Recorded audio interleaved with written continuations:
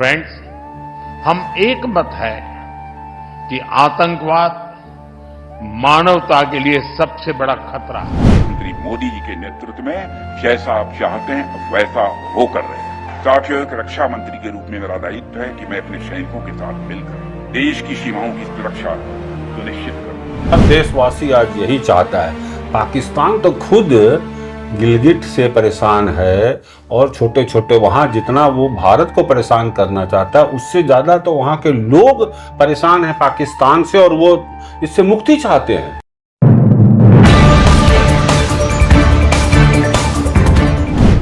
नमस्कार, मैं हूं कुंवर अभिषेक सिंह, हाजिर हूं आपके बीच कुछ खास राष्ट्रीय मुद्दे पर चर्चा करने के लिए और आप देख रहे हैं न्यूज एएनपी। आज का मुद्दा, क्या भारत और पाकिस्तान युद्ध के मुहाने पर हैं? पहलगाम की आतंकी घटना के बाद क्या देश भर में जो आक्रोश है उसका जवाब मोदी सरकार पाकिस्तान के ऊपर हमला करके देगी?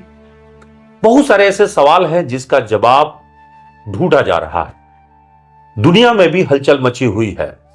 भारत और पाकिस्तान से युद्ध हुआ तो कौन दोस्त होगा, कौन दुश्मन होगा, कौन किसका साथ देगा, इस पे मंथन भी चलने लगा है। अब यह सवाल इसलिए भी ज्यादा बड़ी होती जा रही है क्योंकि हाल में ही रक्षा मंत्री राजनाथ सिंह का एक बयान आया है, आप जैसा चाहते हैं वैसा होकर रहेगा। इसके मतलब सभी लोग अपने अपने दृष्टिकोण से निकाल रहे हैं। इसलिए इस वक्त में कुछ लोग जो भारत विरोधी बयान दे रहे हैं वो कहीं ना कहीं भारत की सेना और सरकार का मनोबल तोड़ने का काम कर रहा है। इस पूरे मामले पर चर्चा करने के लिए आज हमारे बीच धनबाद के पूर्व बियाडा के अध्यक्ष रह चुके हैं और धनबाद के समाजसेवी हैं विजय झा जी। सर, पहले तो न्यूज एएनपी में आपका स्वागत है। धन्यवाद अभिषेक जी, बहुत बहुत नमस्कार। आज की डेट में भारत वाकई जिस प्रकार से टेंशन क्रिएट हुआ है पाकिस्तान के साथ और जिस प्रकार से पाक प्रायोजित आतंकवाद को हम लोग झेलते रहे हैं, मतलब आजादी के बाद से ही पाकिस्तान ने कभी न तो चैन से रहा है और न हमें रहने दिया है। हम लोकतंत्र के 75वां वर्षगांठ मना रहे हैं खुशी खुशी और वो फिर से अभी तक लोकतंत्र को खत्म करके सैनिक सत्ता शासन वहां अभी भी कायम है और वहां कब लोकतंत्र जो है सैनिकों के बूटों के नीचे कुचल दिया जाता है पता ही नहीं चलता। हर बार कोई ना कोई, कभी मुशर्रफ आ जाते हैं, इसके पहले कभी अयूब का शासन था, अभी मुनीर वहां सत्ता चला रहे हैं। एक्चुअली में वहां सत्ता जो है वो जनरल मुनीर चला रहे हैं जिनके बयान हाल में आए थे। उन्होंने अभी हाल में एक बयान दिया कि भारत के बंटवारा का सिद्धांत यही था कि हिंदू और मुसलमान दो अलग अलग थ्योरी है और हमारा कल्चर, हमारा धर्म, हमारा विश्वास सब कुछ अलग है। और इस प्रकार से उन्होंने एक थ्योरी की प्रतिपादित किया कि पाकिस्तान बना है वो भारत से दुश्मनी के लिए ही बना है। तो क्या ताउम्र भारत से पाकिस्तान इसी तरह से दुश्मनी करती रहेगी कि कभी हम लोग भूगोल से अलग हटके इतिहास के साथ समझौता करने के लिए भी तैयार हैं? क्या वो कभी वो शांति प्रिय देश बन सकता है या फिर इस्लामिक राष्ट्र बनने के बाद भारत से उसकी बेबनस्ता ताउम्र बनी रहेगी? क्योंकि मामला सिर्फ कश्मीर की होती तो बात अलग होता। बांग्लादेश जब बना उस वक्त में भी तो बांग्लादेश में मुस्लिम ही तो थे जिन पे वो उत्पीड़न कर रहा था। तो इसका मतलब है कि अब क्या भारत को पाकिस्तान को सबक सिखाने के लिए हमें एक और जंग लड़ने की पड़ेगी? बहुत अच्छा सवाल है आपका अभिषेक जी, बहुत सामयिक सवाल है और बहुत लंबे अरसे से यह सवाल आज जहन में सबके घूम भी रहा है। सवाल सिर्फ हिंदू मुस्लिम का नहीं है। अगर हिंदू मुस्लिम का है, हिंदू अगर यहाँ हैं वहाँ मुस्लिम है, तो जब बंटवारा हुआ उस समय कोई बांध करके हम लोगों ने, हम मुसलमानों को उस समय के जो भी सत्ता में थे या सामाजिक संगठन में थे, किसी मुसलमान को बांध के नहीं रखा था। उन लोगों ने स्वेच्छा से ये निर्णय लिया था कि हम लोग हिंदुस्तान में ही रहेंगे और ये स्वेच्छा से निर्णय लिया और उसको अमली जामा पहुंचाया पहनाया और उसमें सरकार ने मदद की। जो यहाँ रहना चाहे स्वेच्छा से रहें और जो जाना चाहे वो स्वेच्छा से जाएं। तो उसका कहीं सर भी तो वह तो है भी, पाकिस्तान से अधिक आबादी तो हमारे यहाँ है। हमारे यहाँ है। इससे पता लगना चाहिए कि उनकी जो सोच है हिंदू मुस्लिम के आधार पर द्विराष्ट्र का, यह सोच उसको यहाँ के मुसलमानों ने ही नकार दिया। और वो आज भी जितना खुश हैं, वो शायद पाकिस्तान में रहने वाले जो लोग उस समय गए, वो बहुत से लोगों का बयान आया है समय समय पर कि हम लोगों ने भूल किया, हम लोगों को वहीं रहना चाहिए था। तो अगर हम पाकिस्तान से युद्ध जीत भी लेंगे, उनको सबक सिखा भी देंगे, तो भी अगर हम अपने राष्ट्र में मिलाएंगे तो हमारे लिए तो हमेशा ही घातक ही बने रहेंगे। उनको टुकड़े टुकड़े में बांटने के वहाँ अवाम और हुक्मरान दोनों दो चीज है। वहाँ के जो हुक्मरान हैं वो अपने कमियों को छुपाने के लिए, अपनी विफलताओं को छुपाने के लिए, अर्थव्यवस्था जो पूरी तरह से डगमगा गई है उसको छुपाने के लिए वो लोग इस तरह का हिंदुस्तान को हमेशा डिस्टर्ब करके रखना चाहते हैं कि क्या करें, हिंदुस्तान हमको परेशान कर रहा है। जबकि शुरू से ही वो हमेशा वहाँ आतंक को पनाह देने वाले राष्ट्र के रूप में पाकिस्तान की पहचान बनी। आतंकियों को संरक्षण देना, आतंकियों के लिए पनाहगाह बन गया वो। ये उसके साथ 46-47 से ही चल रहा है। नहीं तो लेकिन चाइना के हथियार से, पाकिस्तान के हथियार से वो कितना दिन तक लड़ेगा? उसकी अर्थव्यवस्था तो अपनी ही ध्वस्त हो गई है, लोग के खाने के लाले पड़े हुए हैं, महंगाई चरम सीमा पर। सिर्फ हथियार से कभी नहीं लड़ा जाता है, उसके लिए हौसला भी चाहिए, उसके लिए जज्बा भी चाहिए, उसके लिए जुनून चाहिए, जो हिंदुस्तान के एक एक सिपाही में, एक एक लोगों में आज देखने को मिल रहा है। वह जुनून कहाँ से पाकिस्तान लाएगा? चीन उसको जुनून नहीं दे सकता है, चीन उसको हथियार दे सकता है। चीन उसको वह जो आत्मबल भारतीय सेना के पास है देश के लिए मर मिटने का, वह आत्मबल कहाँ से पाएगा पाकिस्तान?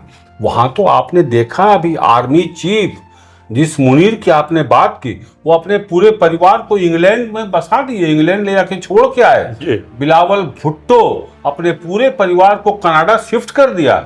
कहाँ गया इनका पाकिस्तान के प्रति प्रेम? लेकिन पाकिस्तान को तो ऑलरेडी नुकसान हो चुका है, अपनी गलती को तो उसको मानना पड़ेगा। आज भारत ने उसके साथ ट्रेड खत्म कर लिया, कंप्लीट ट्रेड बैन हो चुके हैं, बॉर्डर सील किए जा चुके हैं, उसके साथ हमारा कोई भी राजनयिक रिश्ता नहीं रहा। तो अब कहिए कि वार्ता करने के लिए भी स्थिति में नहीं है। भारत ने तो सिंधु ही नहीं, अब तो झेलम का पानी भी बंद कर दिया है। एकदम सही निर्णय लिया है हिंदुस्तान ने। एक एक व्यक्ति, हिंदुस्तान का हर नागरिक जाति धर्म को बांटने का भले पाकिस्तान कोशिश कर रहा है कि 20 करोड़ मेरे लोग हैं वहां, गलतफहमी उसकी दूर हो जाएगी इस युद्ध में, जब सारे मुस्लिम समुदाय के लोग भारत सरकार के साथ खड़े रहेंगे, भारत की सेना के साथ खड़े रहेंगे और भारत जिंदाबाद के नारे के साथ खड़े रहेंगे और पाकिस्तान मुर्दाबाद नारा लगाएंगे, उसका यह भ्रम भी दूर हो जाएगा। तो शहीद नरवाल की लेफ्टिनेंट शहीद नरवाल की पत्नी हिमांशी ने तो एक संदेश दे ही दिया, वो तो क्लियर मैसेज दिया कि हम कश्मीरियों और मुसलमानों के खिलाफ किसी तरह का जो है टारगेट नहीं चाहते हैं, उनके विरुद्ध में उन्होंने साफ तौर पे कह दिया। तो ये संदेश तो है कि भारतीय लोग एकजुट है। घटना के दिन ही संदेश जम्मू कश्मीर के लोगों ने, कश्मीरियों ने दे दिया था। जब वहाँ हवाई यात्रा बंद हो गई, घटना की जैसी जानकारी मिली, ये रोड सर्विस बंद हो गया, यातायात, रेल यातायात बंद हो गया, वहाँ से निकलने का कोई साधन नहीं था। सिर्फ बैसरन घाटी में 2000 टूरिस्ट थे। अगर 27 मारे गए तो बाकी तो थे वहाँ, उसको निकलने का कोई रास्ता नहीं था। वहाँ के कश्मीरियों ने बंद किया, कश्मीर घाटी पूरा बंद किया इस घटना के विरोध में। और इन लोगों को होटल और रेस्टोरेंट तक बंद था, उन लोगों ने अपने यहाँ पनाह दिया, उनकी पूरी चिंता की, उनको कोई परेशानी नहीं हो, कोई दिक्कत नहीं हो, खाना पीना, आना जाना रहना, यहाँ तक कि पैसे तक नहीं लिए। आग्रह करने पर भी पैसा लेने से इनकार किया और पाकिस्तान मुर्दाबाद का नारा लगाया कश्मीरियों ने। अब पूरा इस घटना के विरोध में पूरा कश्मीर बंद रहा। संदेश तो 22 तारीख को ही दे दिया था कश्मीर के लोगों ने, और यही संदेश आप हिंदुस्तान के मुसलमानों ने भी दे दिया। पहला जुम्मा जो ही आया, सब नमाज पढ़ने तो जरूर गए, काली पट्टी बांध कर इस घटना के विरोध में, और बहुत जगह नमाज पढ़ने के बाद जब मस्जिद के बाहर निकले तो पाकिस्तान मुर्दाबाद का नारा लगाया। तो इसका मतलब है कि पाकिस्तान ये भूल गया है कि वो टर्की अगर उसके लिए मदद के लिए खड़ा है तो भारत के लिए अफगानिस्तान के लोग भी खड़े हैं। तो इसीलिए वह उसकी बहुत गलतफहमी इस बार उनकी दूर हो जाएगी। एक तो आर्थिक चोट जो पड़ेगा, भारत ने जो बंद कर दिया व्यापार, हवाई मार्ग बंद कर दिए, इसके कारण उसके रीढ़, किसी भी देश की रीढ़ जो होती है उसकी अर्थव्यवस्था होती है। अर्थव्यवस्था के भरोसे ही पूरा देश चलता है, और अर्थव्यवस्था ऐसी हो जाएगी उसकी हालत कि वो कटोरा लेके तो अभी ही घूम रहा है, कटोरा लेके घूमने लायक भी नहीं रह जाएगा। और अभी तो आज ही तो कहीं रिपोर्ट आया कि भारत यदि आक्रमण करता है तो मात्र 4 दिन के गोले बारूद हैं उसके पास, साजो सामान हथियार। 4 दिन के बाद 5वां दिन पाकिस्तान नहीं सह पाएगा, टूट जाएगा, बिखर जाएगा, और वहां के अवाम विरोध करेंगे सरकार का कि आपने पाकिस्तान को कहां लाकर खड़ा कर दिया। एक बड़ा समाचार पाकिस्तान के समाचार एजेंसी उसी के थ्रू आया है कि उसके जो पूर्व प्रधानमंत्री हैं उनके साथ तो जेल में गलत व्यवहार हुआ है। इमरान खान के साथ, इमरान खान के अप्राकृतिक यौनाचार की बात आई। हाँ, उनके समर्थकों के साथ कहा तो ये भी जा रहा है कि शायद 72 या 80 हजार उनके लोगों को गिरफ्तार किया जा रहा है। तो पाकिस्तान तो अपने आप में उलझ करके रह जाएगा। भारत से क्या खा के लड़ेगा वो? भारतीय सेना का मनोबल इतना है, जब कारगिल युद्ध हुआ था उस समय जो परिस्थितियां थी वह बहुत बेहतर स्थिति में था पाकिस्तान, क्योंकि हमसे 1000 फुट की ऊंचाई पर उसके चौकी थे, हम उससे 1000 फुट के नीचे पर थे। मुझे याद नहीं आ रहा है, एक बच्ची का शम यादव थी, वो पर्वतारोही बहुत अच्छी थी, उसने ट्रेनिंग लिया था और उसने अपने आप को पेश किया कि मैं चढ़ करके वहां जाकर उसको ध्वस्त कर दूंगी, मैं पर्वतारोहण में एक्सपर्ट हूं, बहुत नाम कमाया था उसने।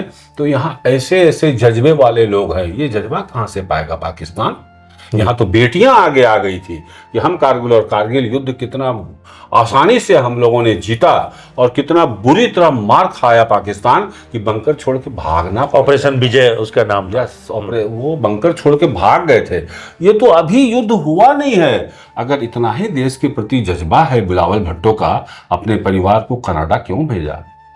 मुनीर खान ने अपने परिवार को, सेना के चीफ हैं वो, और परिवार को इंग्लैंड भेज दिया और बाकी पाकिस्तानियों को कहेंगे कि हिंदुस्तान से लड़ो।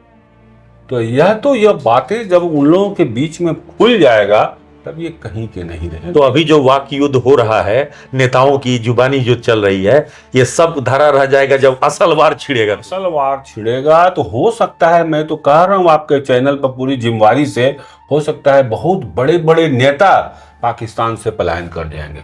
एक सांसद का बयान है कि मैं तो इंग्लैंड भाग जाऊंगा।